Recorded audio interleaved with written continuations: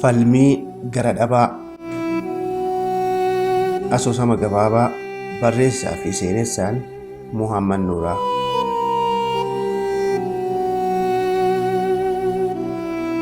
Namoonni wal falmu sababa dhiyeessu. Namuu kan ofiif faarsa, kan ormaani busheessa. Dubbiin isaa dubbii amantaati. Namuu amantaa kootu caala jedha. Wanti falmiidha malee marii miti. Seeruma falmii keessattuu gaaris ta'ee gadhee yaada garee biraa fudhachuun hin jiru. Abbaa murteetu sababa isaan dhiyeessan irratti hundaa'ee kan injifate murteessa ture. Murteen kun garuu dhugummaa yaada dhiyaatee hin ibsu.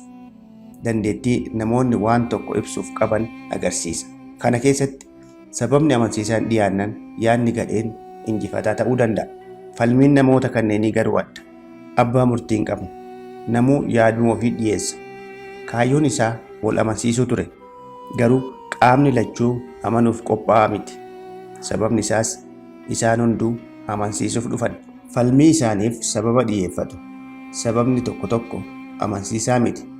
Yaadni amantaa tokko tokko ammoo sababaan hin ibsaman. Namni waan keessi yookaan ayyaanni isaa jaalate amana. Ayyaanni sababa hin beeku kennaadha. Waaqatu nama hundaaf kenna. Namni dhimma amantaa wal falmu kana jijjiiruuf yaala. Kana gidduutti sababa dhabee amantaa walii busheessuu fi arrabsuu jalqaba. Namuu waan amaneef amanamaadha. Kanaafuu amantaan isaa akka jalaa tuqamu hin barbaadu. Kuni falmii gara wal loluutti ceesisa. Harkaan walitti darbuu. Namuu waahila qaba. Kan waliin amantaa tokko hordofan. Isaan immoo wal deeggaru. Akkasitti namni miseensa haaraa horachuuf falmii jalqabe biyya walitti buusa. Bira taa'anii yaada falmitootaa gama lachuu mataa keessa oofaa kan turan obbo Gaaddisaan gidduu seenuuf dirqaman. Obbo Gaaddisaan hayyuu beekamaadha. Xiqqaa guddaan isaan kabaju. Beekumsi isaanii daangaa hin qabu. Waan hunda beeku. Yoo isaan gidduu seenan jarri wal arrabsuu eegalaniiru. Kan harkaan darbuu games jira. Ijoollee maal taatan? Maaliif wal arrabsitu? Jedhaniin. Namuu falmii fi arraba dhiisee isaan laale. Dafanii deebiin kenneen. Xumura irratti tokko jara kanatu amantaa namaa busheessa jedhe. Warri kunis mormiin quba isatti qaban. Obbo Gaaddisaan komii akka dhiyeeffatan carraan kennineef gaaffii biraa gaafatan. Isin ofii amantaa keessanitti shakkii qabdu jedhaniin. Hundi isaaniitu afaan tokkoon amantaa ofiirraa shakkii tokkollee akka hin qabne itti himan. Obbo Gaaddisaan itti kolfan. Kolfi isaanii nama hunda ajaa'ibe. Sababni isaas wanti nama kolfisiisu hin turre. Callisaniituma waan isaan jedhan eegan. Hundi keessanuu sobdanii jirtu jedhaniin. Namuu rifatee ija keessa ol laale. Kan aares hin dhabamu. Garuu mormuuf onneen arganne. Namuu inuma gunguma. Eeyyan ni sobdan. Dhuguma osoo amantaa keessanirraa shakkii qabaachuu baattanii namni waa'ee amantaa keessanii hin beekne yoo amantaa keessan busheesse maaliif aartu? Abbaan fedhe yoo amantaa keessan morme maaltu isin dhibe? Amantaa keessan waan isin amansiiseef malee waan namni amaneef amantu? Hundumaa yoo dhabdan jalqabuma maaliif falmii cimaa hanga wal arrabsuutti isin oofu jalqabdan? Jechuun hunda isaaniitu ija keessa laalan. Wal amansiisuuf jedhe jara keessaa tokko. Dhugaadha. Wal amansiisuuf falmii eegaltan. Garuu mee namni yoo yaada quubsaa argadhe nan amana jedhee yaada jiraa? Namni deebii kennan jiru. Obbo Gaaddisaan tokko tokkoon gaafatan. Hunduu mataa sochoosuun yaada akkasii akka hin qabne ibsaniif. Eeyyan dubbiin asitti badde. Isin hunduu yaada keessan namatti fe'uu dhuftan. Kun immoo waan hin taane. Namni waa fudhachuuf deemu waa kennuuf of qopheessuu qaba. Gabaan osoo gatiin kaffalin namatti gurgurtu hin jirtu waan ta'eef. Yoo gatiin isaa humna keenyaa ol ta'e dhiifnee galla malee humnaan irraa fudhanna. Isin garuu humnaan fudhachuu yaalaa jirtu. Gama biraatiin waan tokko murteessitanii ittiin seeninaa. Kun amala abbaa irreeti. Waan hunda nan danda'a kan jedhu waan tokkoyyuu hin danda'u. Hojiin tokko yoo jalqabamu xumura lama akka qabaatu beekamaadha. Milkaa'uu yookaan fashalaa'uu. Ni fashala'a jedhanii eegaluun kufaatiidha. Ni milkaa'a jedhanii filannoo biraa dhabamsiisuunis akkasuma. Ni milkaa'a jennee jalqabuu qabna. Garuu tarii yoo fashalaa'eef mala dhiibbaa inni fidu ittiin dandaman qopheeffachuu qabna.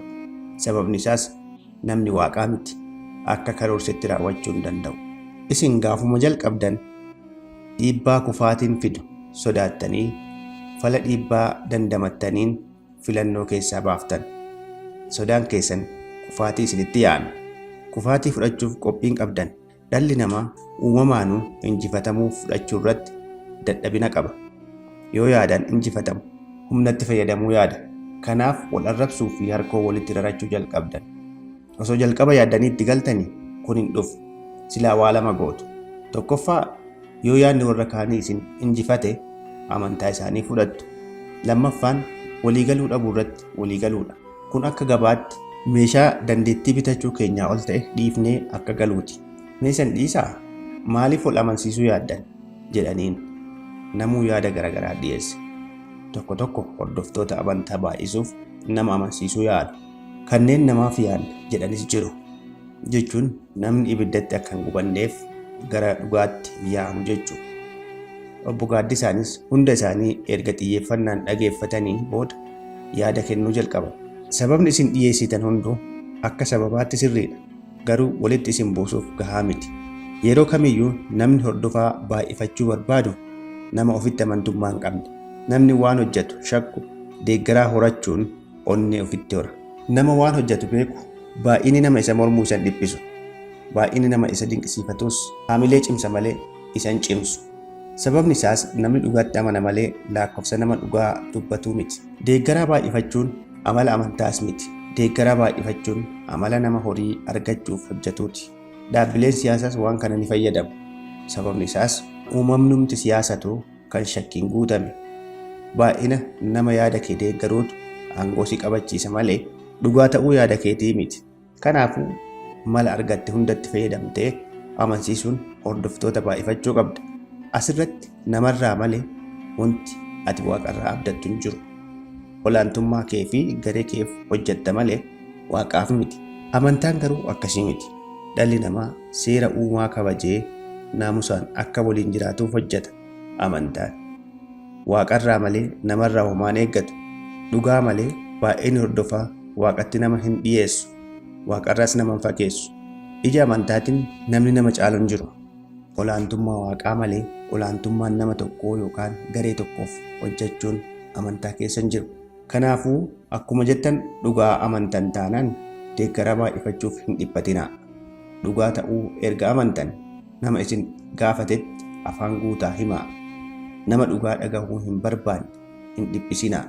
Yeroo tokko tokko namni waan dhugaadha jedhee amane malee dhugaa biraa fudhachuu hin barbaadu. Yoo wanti inni amane soba ta'e illee hubachuuf yeroo isaa barbaachisa. Takka itti himtee yoo dhiifte gaafa dhugaan galuuf inni ni fudhata. Yoo dide waan fudhachuu hin barbaanneef malee waan jechi kee soba ta'eef miti. Kan biraa immoo dhugaan kan isin beektan qofa ta'uu dhiisuu danda'a. Sababni isaas namoonni waan tokko kallattii garagaraan ibsuu danda'u. Fakkeenyaaf namoonni qeerransa bosonuu ari'u argan dhugaa lama ragaa ba'u. Qeerransi jiraachuuf bosonuu ari'a waan ta'eef dhugaa qaba. Bosonuun lubbuu ofii baraaruuf baqata waan ta'eef dhugaa qaba.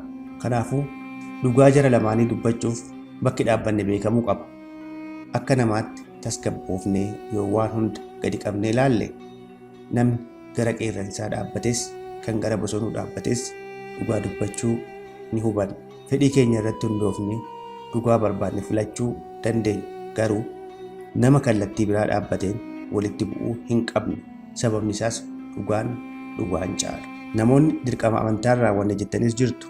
Amantaan dhugaa itti amantan namoota birootti himaa jechuu danda'a. Garuu amantaan nama amantaa kana hin fudhanneen lolaa jedhu waan jiru natti fakkaata. Yoo jiraates hordoftoota amantichaatu jallise ta'a. Sababni isaa immoo kaayyoon amantaa namni seera uumaa kabajee naamusaan akka waliin jiraatu gochuudha. Wal miidhuu fi wal dhiibuu hambisuuf jechuudha. Wanti kanaan alaa guyyaa keessa itti dabalaman yookaan akka hin taanetti hiikaman. Namni dadhabaa waan ta'eef deeggarsa baay'ifachuu yaada. Amantaa ofii sirriitti hordofee fakkeenya gaarii ta'ee nama hawwachuurra humnaan hordoftoota horachuu yaala. Kun immoo caalattuu nama dhiiba malee hin hawwatu. Sababni kanaa immoo namni kabajamuu barbaada. Yoo kabajame nama kabaja. Yoo tuffatame nama tuffata. Sababni isaas ni morkata. Yoo humnaan caalamee amantaa haaraa fudhates keessa isaatti ni morma. Amantaan ammoo keessa namaa yoo hin jiraatin gatii hin qabu. Dubbiin afaan qofaa akkeessuu malee amantaa miti. Namoonni akka obbolaan keessan hin gubanneef falmitanis hin dhiphatinaa. Amantaan isin dirqamaan fudhachiiftan ibiddarraa isaan hin oolchu waan ta'eef. Yoo sababa isaaniitiin gubanna jettanii sodaattanis dogongortanii jirtu. Namni yakka nama biraaf gaafatamuun Waaqa bira dhiisii nama bira iyyuu hin jiru. Kanaaf jettanii namaan waliin dhabinaa. Dhugaa qofa itti himaa dhiisaa. Yakka hojjeteef Waaqatu gaafata malee isinii miti. Kanaafuu amantaa keessan beeksisuuf namaan hin falminaa. Yoo tarii falmitanis waliin lolinaa. Sababni isaas bu'aa tokkos hin qabu. Miseensa baay'ifachuutti fira yeroo nagaa dhibamtan isin wal'aansisuu fi yoo duutan isin awwaaluu dhabdu. Namaaf amantaarra namatu barbaachisa. Amantaan seera nama waliin jiraatanii malee nama waliin jiraatanii miti. Yoo namni jiraata amantaan jiraata. Namni amantaa malee jiraachuu ni danda'a. Amantaan ammoo nama malee jiraachuu hin danda'u.